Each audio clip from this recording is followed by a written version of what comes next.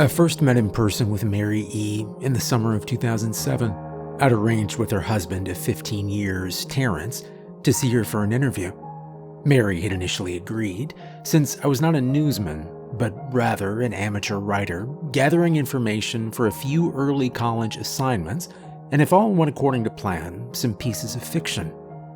We scheduled the interview for a particular weekend when I was in Chicago on unrelated business, but at the last moment, Mary changed her mind and locked herself in the couple's bedroom, refusing to meet with me. For half an hour, I sat with Terrence as we camped outside the bedroom door, I listening and taking notes while he attempted fruitlessly to calm his wife. The things Mary said made little sense, but fit with the pattern I was expecting.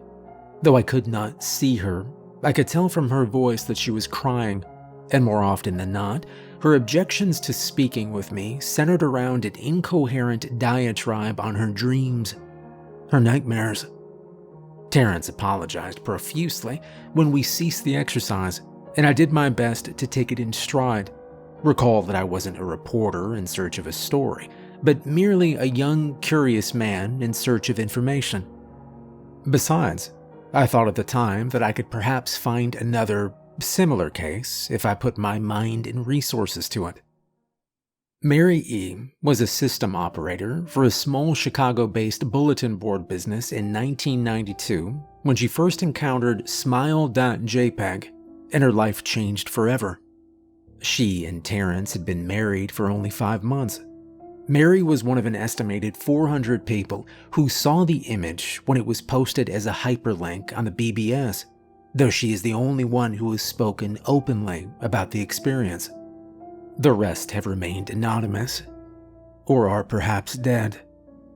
In 2005, when I was only in 10th grade, smile.jpeg was first brought to my attention by my burgeoning interest in web-based phenomena.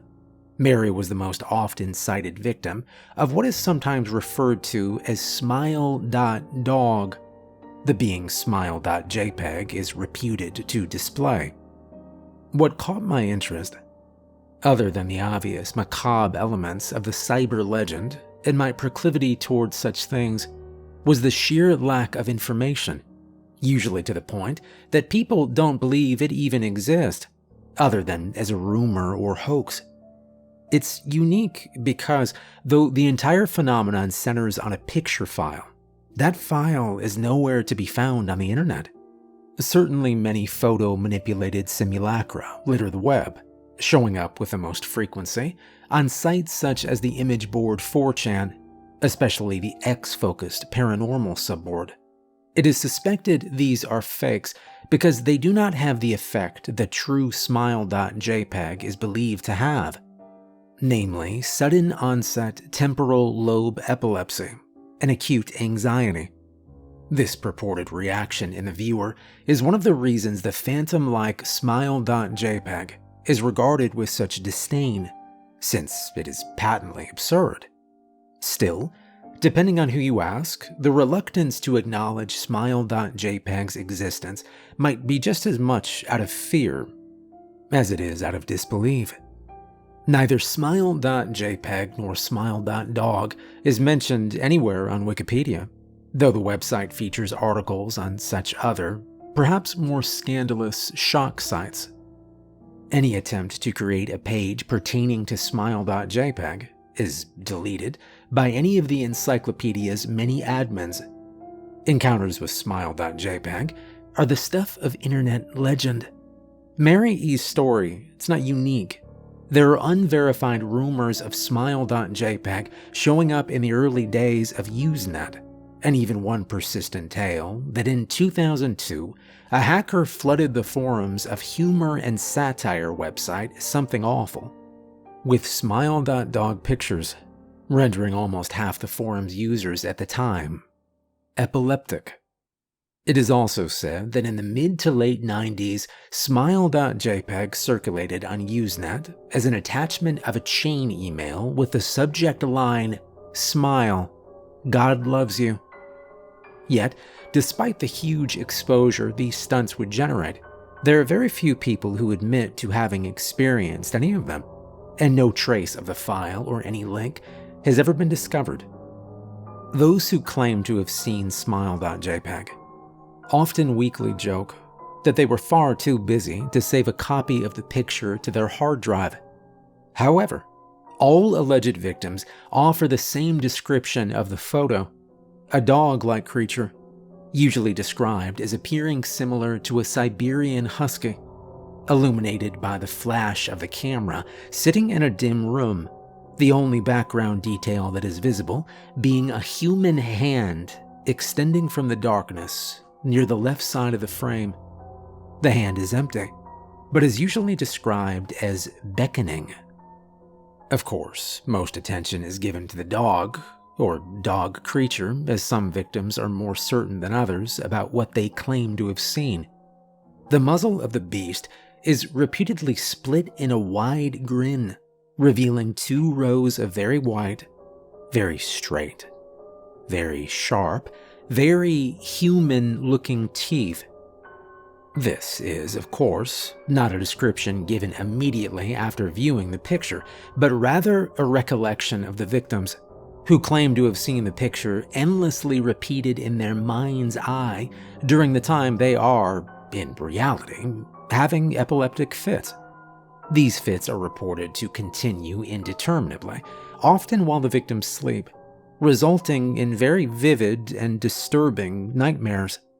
These may be treated with medication, though in some cases it is more effective than others. Mary E., I assumed, was not on effective medication. That was why after my visit to her apartment in 2007, I sent out feelers to several folklore and urban legend-oriented news groups, websites, and mailing lists, hoping to find the name of a supposed victim of smile.jpeg who felt more interested in talking about their experiences. For a time, nothing happened, and at length, I forgot completely about my pursuits, since I'd begun my freshman year of college and was quite busy. Mary contacted me via email, however, near the beginning of March 2008. This was the first email. To JM, from Mary E. Subject: Last summer's interview. Dear Mr. L., I am incredibly sorry about my behavior last summer when you came to interview me. I hope you understand it was no fault of yours, but rather my own problems that led me to act out as I did. I realized that I could have handled the situation better. However, I hope you will forgive me. At the time, I was afraid. You see, for 15 years I've been haunted by smile.jpeg. Smile.dog comes to me in my sleep every night. I know that sounds silly, but it is true. There is a strange quality about my dreams, my nightmares, that makes them completely unlike any real dreams I ever had. I don't move and I don't speak. I simply look around, and the only thing ahead of me is the scene from that horrible picture. I see that hand, and I see Smile Dog. It talks to me. It is not a dog, of course, though I am not quite sure what it really is. It tells me it will leave me alone if I only do as it asks. All I must do, it says, is spread the word. That's how it phrases its demands. And I know exactly what it means. It wants me to show it to someone else. And I could. The week after my incident, I received in the mail a manila envelope with no return address. Inside was only a 3.5-inch floppy disk. Without having to check, I knew what was on it. I thought for a long time about my options. I could show it to a stranger, a coworker. I could even show it to Terrence, as much as the idea disgusted me. And what would happen then? Well, if Smile Dog kept its word, I could finally sleep. But if it lied, what would I do? And who was to say something worse would not come for me if I did as the creature asked? So I did nothing. For 15 years I did nothing, though I kept the disc hidden amongst my things. Every single night for 15 years, Smile Dog has come to me in my sleep and demanded that I spread the word. For 15 years, I have stood strong, though there have been hard times. Many of my fellow victims on the BBS board, where I first encountered smile.jpeg, stopped posting. I heard some of them, well, you can guess. Others remained completely silent, simply disappearing off the face of the web. They're the ones I worry about the most. I sincerely hope you will forgive me, Mr. L. But last summer when you contacted me and my husband about an interview, I was near my breaking point. I decided I was going to give you the disc. I didn't care if Smile Dog was lying or not. I just wanted it to end. You were a stranger, someone I had no connection with, and I thought I wouldn't feel terrible when you took the disc as part of your research and sealed your fate. Before you arrived, I realized what I was doing, plotting to ruin your life. I couldn't stand the thought, and in fact, I still cannot. I'm ashamed, Mr. L, and I hope that this warning will dissuade you from further investigation of smile.jpeg. You may in time encounter someone who is, if not weaker than I, then wholly more depraved. Someone who will not hesitate to follow Smile Dog's orders. Stop while you are still whole.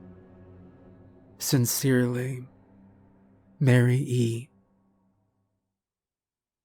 Terrence contacted me later that month with the news that his wife had killed herself while cleaning up the various things she'd left behind, closing email accounts and the like. He happened upon the above message. He was a man in shambles.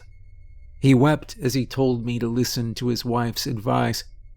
He'd found the disc, he revealed, and burned it until it was nothing but a stinking pile of blackened plastic.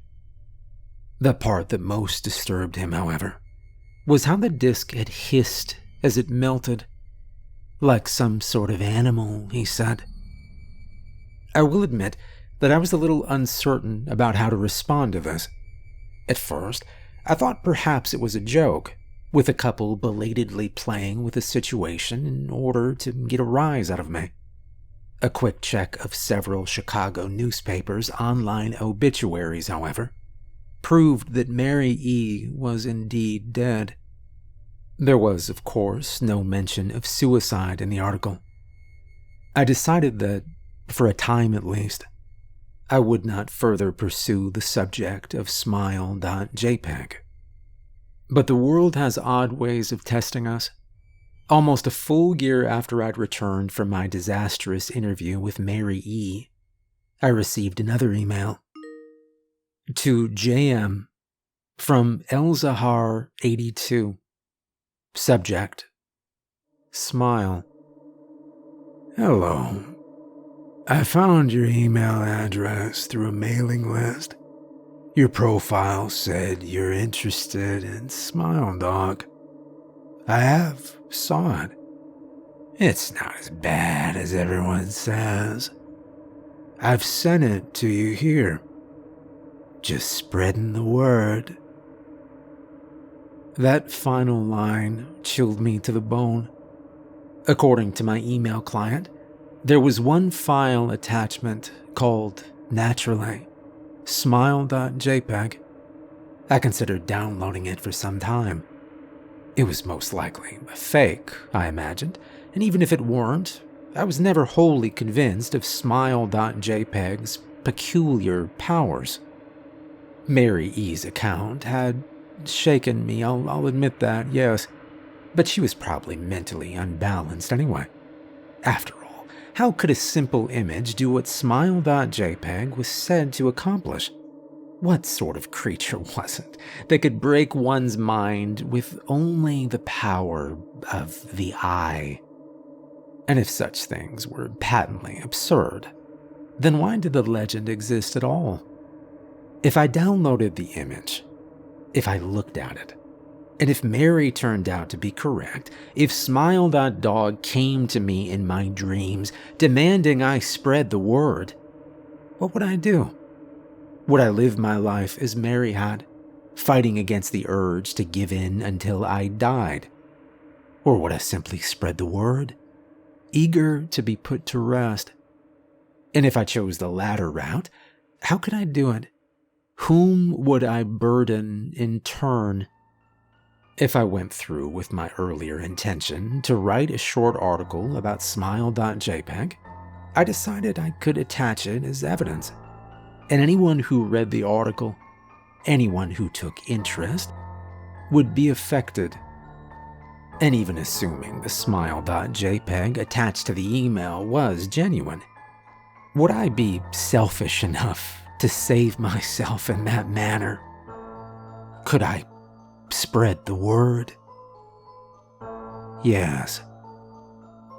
Yes, I could.